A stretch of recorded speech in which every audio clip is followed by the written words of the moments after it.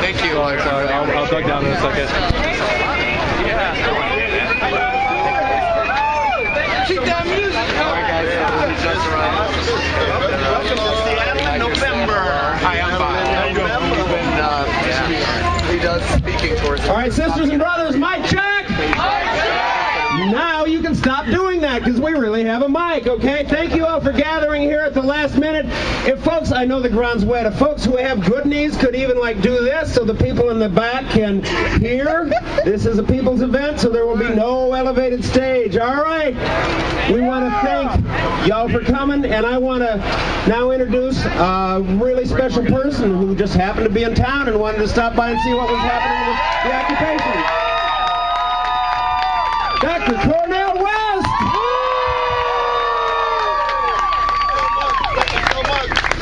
What an honor and a blessing for me to be here in Seattle. Oh, yes, I can feel the spirit of Jimi Hendrix all shot through this space. Pearl Jam is here in spirit, is that right? I want to salute your courage. I want to salute your vision. I want to salute your fortitude. I want to salute your determination that this Occupy movement that people had thought weeks ago would go away, here you are still here in the rain, strong as ever, standing with style, with deep, deep love in your heart, that I am so blessed to be a small part of the Occupy movement. We've got 1,000 different sites around the world, 82 countries, 5 continents, including Seattle, Washington. Oh, yes. And all we tried to do is embody and enact a deep democratic awakening. With those Sly Stone called everyday people, straighten their backs up, they're going somewhere, because folk can't ride your back unless it's bent. That's right. And when you take a stand the way Sly Stone said, stand, in the end you'll still be you. Yes. One who's done all the things you set out to do, raising your voice. So many of us were tired of being echoes. We wanted to raise our voices, our individual voices, our collective voices. For what? Out of the deep love we have for poor people, working people, people of color, women, our gay brothers, our lesbian sisters, all of those who have been dehumanized, pushed through the margins, and we say, yes, it is a love movement. It's a love movement. It's what John Coltrane called a love supreme. And when you have a love supreme, you stand in the rain day in and day out and hold on together, stick together. Why? Because in the end, if we don't hang together, we hang separately. Because let's just be honest about this. Anytime you talk about corporate greed, you're talking about some very deep interests. And you see the panic already setting in among the oligarchs and the hysteria setting in among the plutocrats, and say, these folk not serious. This is just a fad. Oh, really? Really? No. We keep our eyes, even in the rain, on the precious children. You know what, America, 42% of our precious children of all colors live either in or near poverty, in the richest nation in the history of the world. That's a moral disgrace. It's an ethical obscenity. We stand for the children. We don't care what color they are. We don't care what culture they are. They are precious.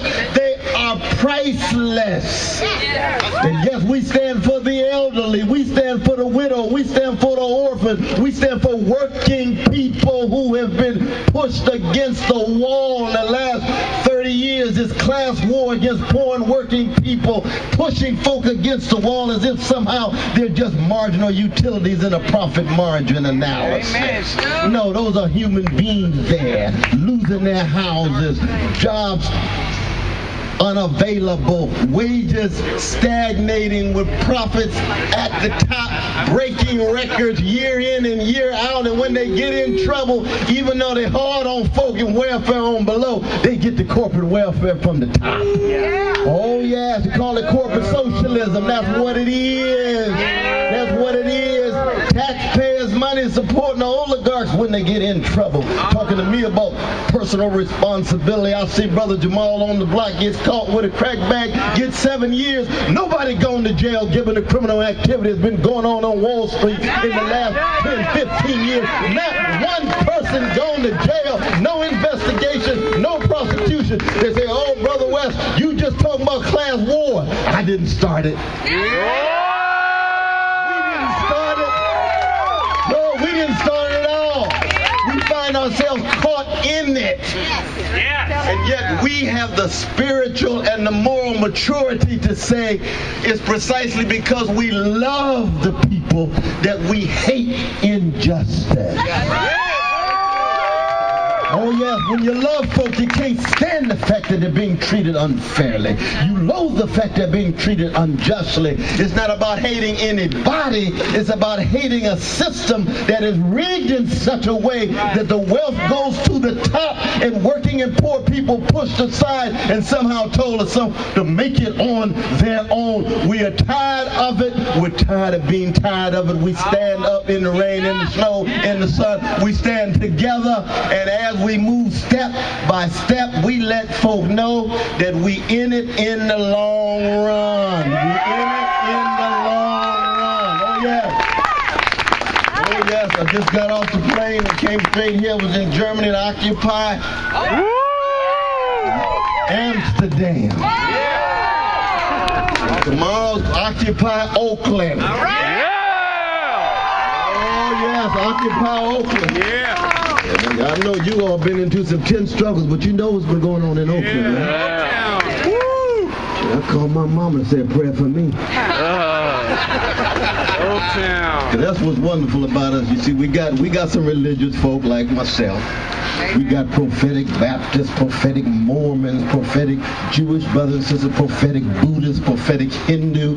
We got our progressive atheistic brothers and sisters, progressive agnostic brothers and sisters. Why? Because we're focused on justice. We focus on fighting corporate greed and wealth inequality and the role of big money in politics and arbitrary military power and arbitrary police power linked to the prison industrial complex, disproportionately black, disproportionately brown, disproportionately red. Why? Because we are precious too. And in America, we have to be honest and candid about speaking passionately about embracing each other across various lines. That's the only way we're going to have impact. Because the people at the top who are fearful of what we're doing, they want to divide and conquer us. Oh yes, they like to see us turn on each other. They like to cultivate all the different tensions and the frictions and so forth. Well, see, of course, there's always tensions and frictions. People are people. But this is a new day. The conservative era is coming to a close. The Washington consensus is coming to a close. The idolizing of markets is coming to a close. Obsession with the world of the rich and famous coming to a close. Obsession with celebrities who are too hollow and shallow and don't want to take a stand. No longer the model for the younger generation. We say no.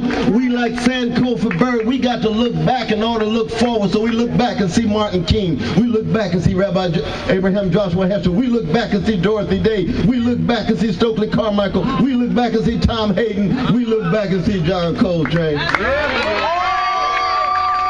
And we're moving forward. And the beautiful thing about someone like myself, because you can see I'm old school. I'm old school. I mean, I like Lupe Fiasco, some of the young folks, but I'm old school. And to see the young brothers and sisters of all colors coming together and actually taking this central role. We know it's a leaderless movement and a leaderful movement, but let's be honest about it. It's the young brothers and sisters of all colors who have been at the center of it. Is that right, my dear sister AFP? My dear AFP sister? Isn't that the truth? Isn't that a beautiful thing to see the young folks?